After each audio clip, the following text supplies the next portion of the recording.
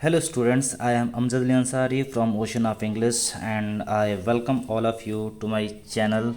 If you are new to my channel, so firstly subscribe my channel and press the bell icon to get the new notification of the new videos. So today we are going to study the second poem of class 10th Fire and Ice composed by Robert Frost. देखिए, इसमें सबसे पहले मैं आप लोगों को रूपरेखा बता दूं कि आखिर में फायर और आइस जो हम पोएम पढ़ने जा रहे हैं उसमें हम लोग पढ़ेंगे क्या क्या। तो सबसे पहले मैं बता दूं कि पोएम का हम लोग जो है समरी देखेंगे। समरी देखने के बाद उसमें कौन कौन से पोएटिक डिवाइसेस यूज़ किए गए हैं वो देखेंगे। उसके बाद से irony of fire and ice, ये जो आयरनी शब्द यहाँ पे दिया गया है मतलब कि ये जो पोएम है उसमें विडंबना किस चीज़ की है, बहुत ज़्यादा क्वेश्चन जो है पूछा जाने वाला है। Irony of fire and ice, उसके बाद हम देखेंगे why does the poet compare hate to ice. इसमें आइस जो है हेट के लिए आया है, तो आखिर में पोएट ने हेट शब्द का कंपेरिजन आइस से क्यों किया है। नेक्स्ट क्वेश्चन है why does the poet compare desire to fire, कि पोएट ने डिज़ायर का कंपैरिजन जो है फायर से क्यों किया है। नेक्स्ट हम लोग देखेंगे what does fire stand for, कि फायर किन किन शब्दों के लिए आ रहा है, यहाँ पर फायर का क्या क्या मीनिंग है। नेक्स्ट हम देखेंगे what does ice stand for, कि आखिर में आइस जो है किसके किसके लिए आ रहा है। और लास्ट में हम लोग देखेंगे कि आखिर में ये जो पोएम हमने पढ़ा फायर एंड आइस, इसका क्या क्या मैसेज आया है। ठीक है, तो इसमें हम लोग जो है शुरू करते हैं। सबसे पहले मैं आप लोगों को इसका थोड़ा सा इसके बारे में जानकारी दे दूं कि जो रॉबर्ट फ्रॉस्ट थे, तो रॉबर्ट फ्रॉस्ट जब फर्स्ट वर्ल्ड वॉर हुआ था, फर्स्ट वर्ल्ड वॉर को लेकर के ये बहुत ज़्यादा जो है प्रभावित हो गए थे। बहुत ज़्यादा प्रभावित होने के बाद इन्होंने देखा कि इसमें भाई बहुत ज़्यादा डिस्ट्रक्शन हुआ है। उस डिस्ट्रक्शन को लेकर के ये बहुत ज़्यादा दुखी हो गए और उसी चीज़ से प्रेरित होकर के इन्होंने इस चीज़ को लिखा, फायर एंड आइस पोएम को।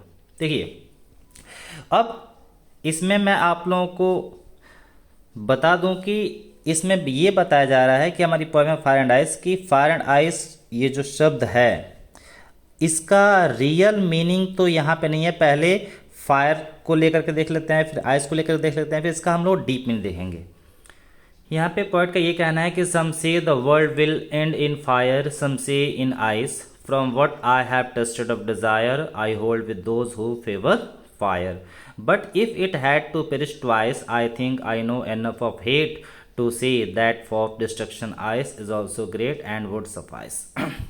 यहाँ पे पोएट कहते हैं कि कुछ लोगों का कहना है कि इस संसार का जो अंत होगा वो फायर से होगा। अब भाई फायर से कैसे होगा, तो हो सकता है कि यहाँ पे बहुत बड़ा जो है वॉल्केनिक आ जाए, बहुत बड़ा मतलब कि ज्वालामुखी जो है फट जाए, जिसके कारण जो है पूरी दुनिया जो है आग के लपेटे में आ जाए। या हो सकता है कि सूर्य की गर्मी जो है बहुत ज़्यादा बढ़ जाए, उसके कारण जो है हो सकता है इस पूरे संसार में जो है केवल फायर ही फायर आ जाए, उससे ख़त्म हो सकता है। फिर पोएट कहते हैं कि सम से इन आइस, कि हो सकता है कुछ लोग ये भी कहते हैं कि अगर फायर मान लीजिए कि उससे अंत हो गया, अगर उससे बच भी गया, तो कुछ लोगों का ये कहना है कि इसका खात्मा जो है, संसार खात्मा जो है आइस हो जाएगा।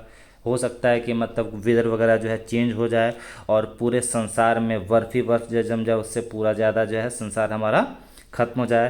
From what I have tasted of desire I hold with those who favour fire, कभी यहाँ पे ये कहते हैं कि मैं उन लोगों का पक्ष लेता हूँ जिनका ये कहना है कि इस संसार का खात्मा फायर से होगा। But if it had to perish twice, लेकिन अगर इस संसार आग से ख़त्म नहीं हुआ और किसी तरह जो है बच गया और इसको दूसरी बार अगर नष्ट होना हुआ, I think I know enough of hate to say that for destruction ice, तो निश्चित रूप से आइस के पास भी उतनी ही पावर है, डिस्ट्रक्शन पावर है कि ये पूरे संसार को खत्म कर सकती है। Is also great and would suffice, और यह आइस से खत्म होने के लिए पर्याप्त होगा। तो ये तो हमने देखा कि इसका सिंपल सा मीनिंग मतलब कि क्या होगा, लेकिन ये सिंपल सा मीनिंग आपको पढ़ने के बाद जो है कुछ नहीं मिलेगा एग्ज़ाम में। ये नहीं कि फायर को आप आग आग समझे, आइस को जो है बर्फ समझे, बिल्कुल नहीं।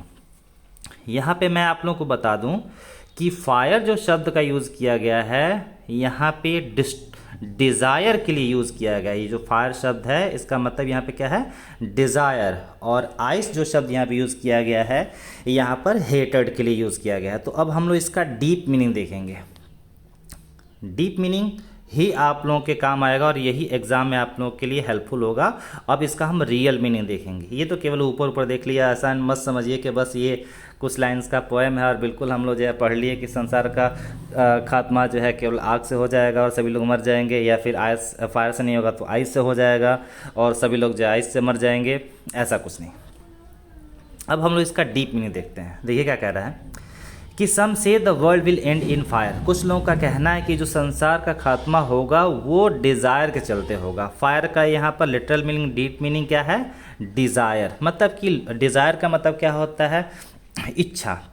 व्यक्ति मनुष्य जो है एक लालची प्राणी है और उसकी इच्छाएं दिन पे दिन बढ़ती रहती हैं और वो चाहता है कि मेरी इच्छा पूरी होती रहे, और लालच के साथ जो है वो उसका इच्छाओं का कभी जो है खात्मा नहीं होता। तो लोग जो है अपनी इच्छा पूर्ति करने के लिए किसी दूसरे का हानि हो रहा है तो उसकी चिंता नहीं करते हैं, बस उसका फ़ायदा होनी चाहिए, उसका इच्छा पूरा होना चाहिए।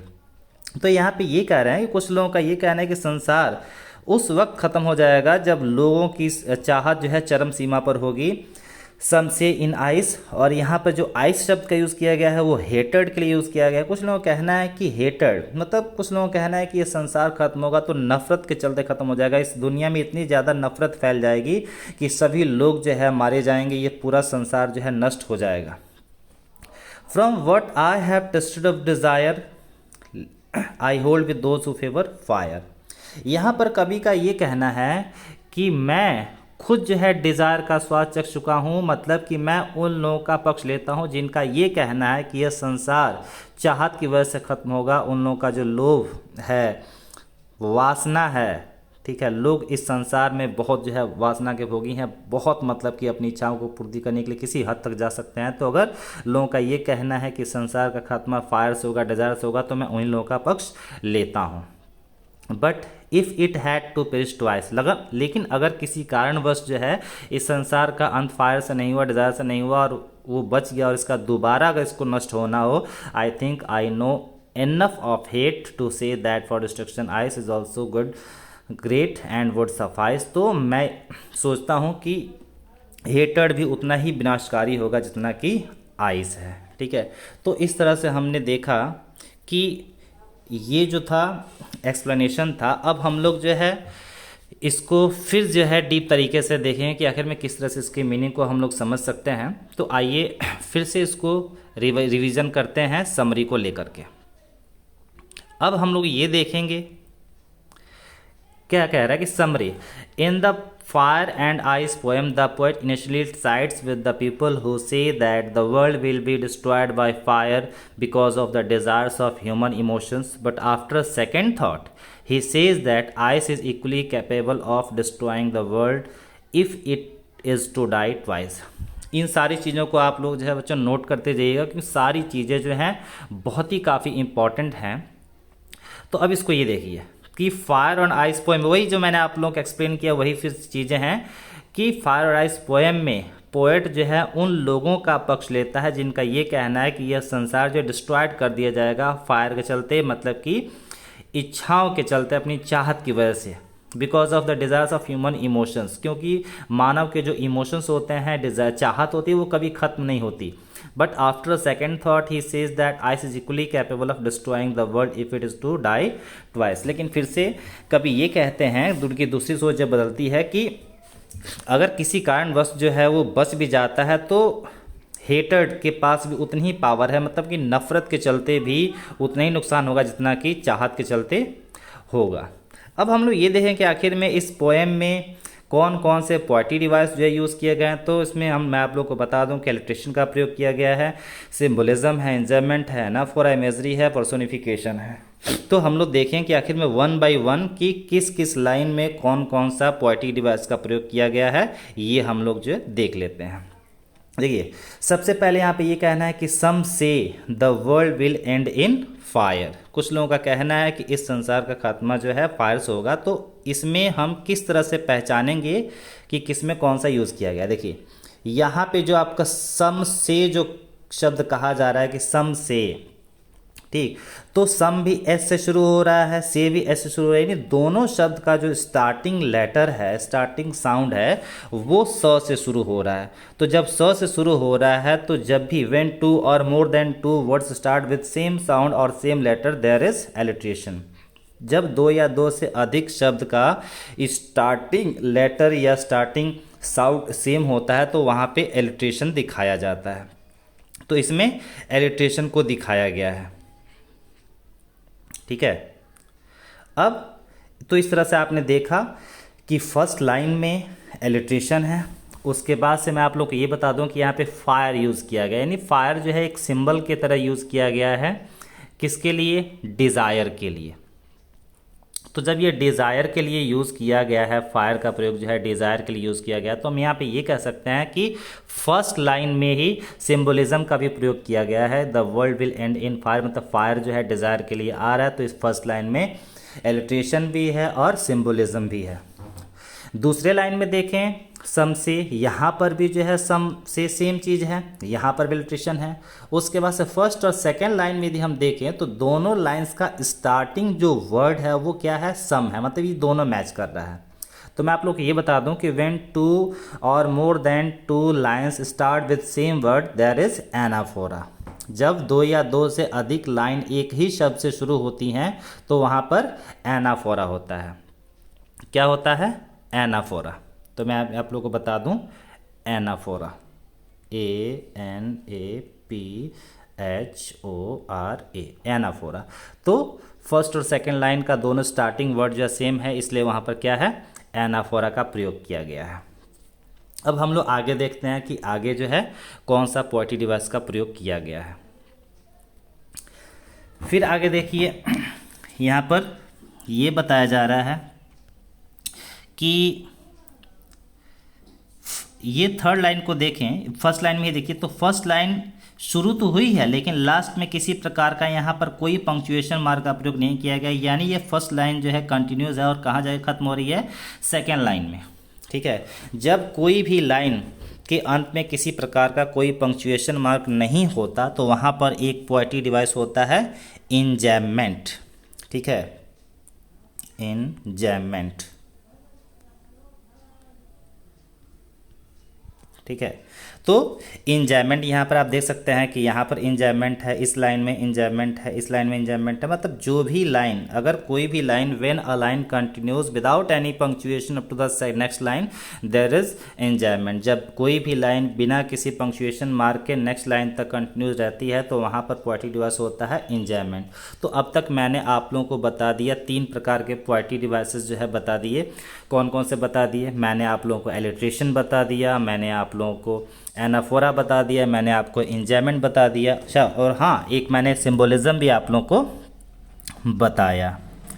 फिर हम आगे देखें कि आखिर में क्या और किसी प्रकार का कोई पोएटिक डिवाइस है कि नहीं। तो हाँ, देखिए फोर्थ लाइन का प्रयोग, आई hold with those who favour fire. क्या इसमें आप लोगों को कोई ऐसा लेटर दिखाई दे रहा है कि जो बार बार आ रहा हो? तो यहाँ देखिए होल्ड में ओ का प्रयोग किया गया है, दोज में ओ का प्रयोग किया गया है, हु में ओ का प्रयोग किया गया है, फेवर में ओ का प्रयोग किया गया है, यानी ये सब क्या है? वावेल साउंड है। जब किसी लाइन में वावेल साउंड बार बार आते हैं, when Wavell sound repeats in the line more than 3 और 4 टाइम्स, तो वहाँ पर क्या होता है कि कॉन्सोनेंस, हम लोग कह सकते हैं कि यहाँ पर एसोनेंस का प्रयोग किया गया है। ठीक है, यानी जो हमारा इंग्लिश अल्फ़ाबेट होता है, इंग्लिश अल्फ़ाबेट में यदि कोई, इंग्लिश अल्फ़ाबेट हमारे 2 प्रकार के होते हैं, एक तो वावेल होता है और एक कॉन्सोनेंट होता है। अगर वावेल मतलब कि साउंड जो है बार बार मैच कर रहा है, वावेल लेटर्स बार बार आते हैं तो वहाँ पर एसोनेंस होते हैं, और यदि कॉन्सोनेंट जो है बार बार आते हैं तो वहाँ पर कॉन्सोनेंस होता है। तो इस तरह से ये हमने देखा कि इसमें कौन कौन से पोएटिक डिवाइस थे। आगे आइए देखते हैं। अब हम देखेंगे कि इसमें आयरनी क्या है। यहाँ पर देखिए आयरनी का प्रयोग किया गया है कि आयरनी, जैसे कि मैंने अभी आप लोगों को बताया कि आयरनी का मतलब क्या होता है। तो आयरनी का मतलब होता है विडंबना। कि आखिर में इसमें विडंबना किस प्रकार की, अगर क्वेश्चन पूछ देता है कि आखिर में इसमें what is the irony in the poem fire and ice, fire and ice में किस प्रकार की आयरनी का प्रयोग किया गया, तो ये देख लीजिए। यहाँ देखिए कह रहा है एक मिनट,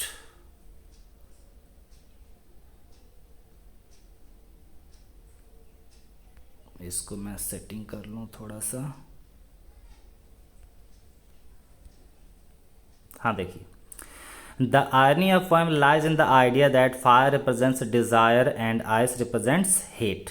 आयरनी ये है कि इसी पोएम में फायर जो है रिप्रेजेंट करता है डिजायर को और आइस रिप्रेजेंट करता है हेट को। दो दे आर डिफरेंट, हालांकि ये फायर आग और पानी, जो लोग बोलते हैं ना कि आग और बर्फ दोनों बिल्कुल अलग अलग हैं, तो दोनों अलग अलग हैं, but though they are different but they have equal perilous effect on human beings beside of their contradictory nature. इन दोनों का नेचर अलग अलग है लेकिन दोनों का प्रभाव जो है सेम है, क्योंकि दोनों ही विनाशकारी है। इस संसार के खात्मे के लिए जितने डिजायर के पास जो है पावर है इसको नष्ट करने का, उतना ही आइस के पास है। हालांकि आइस मतलब हेटर्ड, आप लोग मान के चलिए कि इसमें जो फायर दिखा रहा है वो डिजायर के लिए दिखा रहा है और आइस जो आया है वो हेटर्ड के लिए आया है। तो दोनों अलग अलग है फायर एंड आइस, लेकिन दोनों अलग अलग होने के साथ साथ दोनों का जो डिस्ट्रक्शन पावर है, दोनों का ह्यूमन बींग्स पर इफेक्ट जो है सेम है। इस तरह से अलग अलग नेचर में होने के बावजूद भी इनका इफेक्ट क्या है, सेम है। तो यही आयरनी है। एग्जाम में आता है तो आयरनी को आप इसी को लिख सकते हैं, या समझ गया अपने हिसाब से भी आप लिख सकते हैं। नेक्स्ट हम देखते हैं, why does the poet compare hate to ice, कि आखिर में पोएट ने हेट का कंपेरिजन आइस से ही क्यों किया। यहाँ पे ये देखिए, हेटर्ड मेल्स, सॉरी यहाँ पे मेल्स नहीं है मेक्स है, hatred makes us cold towards other feelings. जो नफरत जो होती है वो हमें दूसरों के फीलिंग्स के प्रति बिल्कुल कोल्ड कर देती है, बिल्कुल मतलब हमें दूसरों का इमोशन बिल्कुल समझ में नहीं आता। आगे देखते हैं, the coldness of ice numb senses, जिस तरह से बर्फ जो होता है, बर्फ हमारे जितने भी नम होते हैं, अंग होते हैं, उनको क्या कर देता है, सुन्न कर देता है, हमारे सेंस को जो है सुन्न कर देता है, ठीक है, हमें पता नहीं चलता। उसी प्रकार से similarly the coldness of our hearts can numb our kindness, उसी प्रकार से जो हमारी हार्ट की कोल्डनेस है, ठीक है, मतलब कि नफरत है, वो हमारे दया के जितने भी भाव हैं सबको जो है नम कर देती है, सुन करते, हमें किसी भी भावना की कदर नहीं रहेगी, हमारे अंदर दया नहीं रहेगी। That's why hatred has been compared with ice, इसीलिए कवि ने हेटर्ड की तुलना आइस से की हुई है, मतलब आइस को जो है नफरत के लिए रखा गया। तो आई होप आप लोगों को समझ में आ गया है कि आखिर में हेट की कंपेरिजन जो आइस से क्यों किया गया, आइस किसके लिए आया है। नेक्स्ट देखते हैं,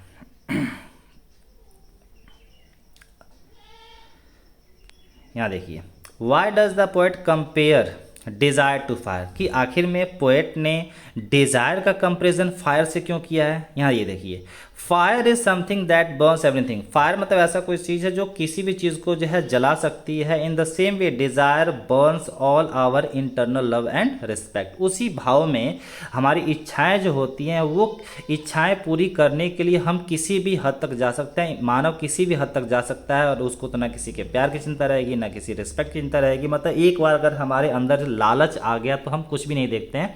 तो जिस तरह से आग जला देती है उसी प्रकार से डिज़ायर भी जो हमारे इंटरनल लव और रिस्पेक्ट को जो ख़त्म कर देती है, इसीलिए पोएट ने डिज़ायर की तुलना फायर से की हुई है। नेक्स्ट देखते हैं कि what does fire stand for, कि आखिर में फायर जो शब्द वो किसके किसके लिए यहाँ पर प्रयोग किया गया है। यहाँ देखिए, तो कह रहा है कि fire stands for greed, avarice, lust, conflict and fury. तो यहाँ पे ग्रीड सबको पता होगा कि फायर लालच है, डिज़ायर इच्छा है, तो ग्रीड भी फायर के लिए आया है। एवारिस, एवारिस का मतलब होता है लोभ, जो हमें किसी के प्रति जो लोभ होता है ना उसको एवारिस बोलते हैं। तो वही लोभ क्या है, एक तरह से चाहती है। उसके बाद यहाँ पे दिया हुआ है लस्ट, लस्ट का मतलब होता है हवस, ठीक है, यहाँ पर हवस के लिए भी आया हुआ है। कन्फ्लिक्ट शब्द दिया हुआ है, कन्फ्लिक्ट का मतलब होता है टकराव, और लास्ट है हमारा फ्यूरी, फ्यूरी का मतलब होता है रोष। तो इस तरह से फायर जो है इन सारे चीज़ों को इंगित कर रहा है, सबको दिखा रहा है। तो आप खुद सोचिए कि अगर हमारे संसार में लालच बढ़ जाए, लोभ बढ़ जाए, हवस बढ़ जाए, टकराव बढ़ जाए, रोष बढ़ जाए, तो ये संसार तो निश्चित खत्म ही होना है, ठीक है।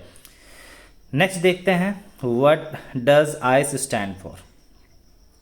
अब यहाँ पर आइस का प्रयोग जो है क्या किया, मतलब कि what does ice stand for, ice जो है किन किन शब्दों को दिखा रहा है, किन किन अर्थ को दिखाता है। आइस स्टैंड्स फॉर क्रूएल्टी, यहाँ पर आइस का प्रयोग किया गया है क्रूएल्टी के लिए। क्रूएल्टी सबको पता है निर्दयीपन होता है। उसके बाद से दिया हुआ है इनटॉलरेंस, ठीक है। इनटॉलरेंस का मतलब होता है असहिष्णुता, रिजिडिटी कठोरता, इनसेंसिटिविटी असंवेदनशीलता, कोल्डनेस शीतलता, इनडिफरेंस उदासीनता, और हेटेड मतलब कि नफरत। तो आइस का प्रयोग जो है, आइस इन सबको दिखा रहा है। अगर संसार में ये सारी चीज़ें जो है बढ़ जाए, असंवेदनशीलता बढ़ जाए, नफरत बढ़ जाए, क्रुएल्टी बढ़ जाए, जो है इनटॉलरेंस बढ़ जाए, तो सब संसार का खात्मा तो बिल्कुल निश्चित होना ही होना है। और लास्ट में जैसे कि मैंने आप लोगों को बताया कि पोएम का क्या मैसेज है, इसको देखते हैं। The poem Fire and Ice by Robert Frost is a metaphor for human feelings and desires and hatred। Robert Frost के द्वारा ये जो रचित मतलब कि जो इस पोएम को लिखा गया है रॉबर्ट फ्रॉस्ट के द्वारा, तो वो मेटाफर है किस चीज़ के लिए, तो ह्यूमन फीलिंग्स के लिए, डिज़ायर जो और हेटेड है उसके लिए। Fire represents burning desires while ice on the other hand depicts ice cold hated. Fire जो है वो बर्निंग डिज़ायर्स को दिखाता है, बढ़ती हुई जलती हुई इच्छाओं को, जबकि आइस जो है वो कोल्ड हेटेड को दिखा रहा है। It tells us about how we human will be the end of our own race. ये बता रहा है कि हम किस तरह से, हम जो इंसान है खुद ही अपनी जाति को जो है किस तरह से हम खत्म करने पर लगे हुए हैं।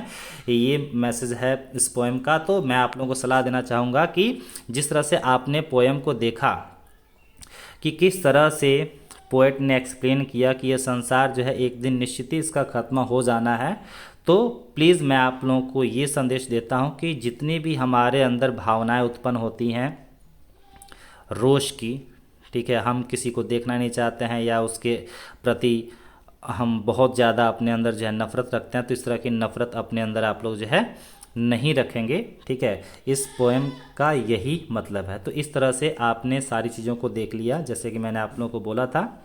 तो आपने क्या किया, समरी आपने देख ही लिया, पोएटिक डिवाइसेस देख लिया, irony of fire and ice देख लिया, आपने ये देख लिया कि पोएट ने जो है आइस का कंपेरिजन हेड से क्यों किया है, आपने ये देख लिया कि फायर का कंपेरिजन डिजायर से क्यों किया, आपने ये देख लिया कि फायर किन किन शब्दों के लिए आया है, कौन कौन किन किन चीज़ों के लिए आया है, आइस किन किन चीज़ों के लिए आया है, इस पोएम के द्वारा क्या हमें मैसेज मिलता है, ठीक है। तो इस तरह से ये हमारी पोएम थी, ठीक है। और एक बार फिर से मैं आप लोगों को बोलना चाहूँगा कि अगर आप मेरे चैनल पर नए हैं तो प्लीज़ चैनल को सब्सक्राइब करें और बेल आइकन को दबाएं, ताकि अगर नई वीडियोज़ आती हैं तो उसका नोटिफिकेशन जो है तुरंत आप लोगों के पास आए। धन्यवाद।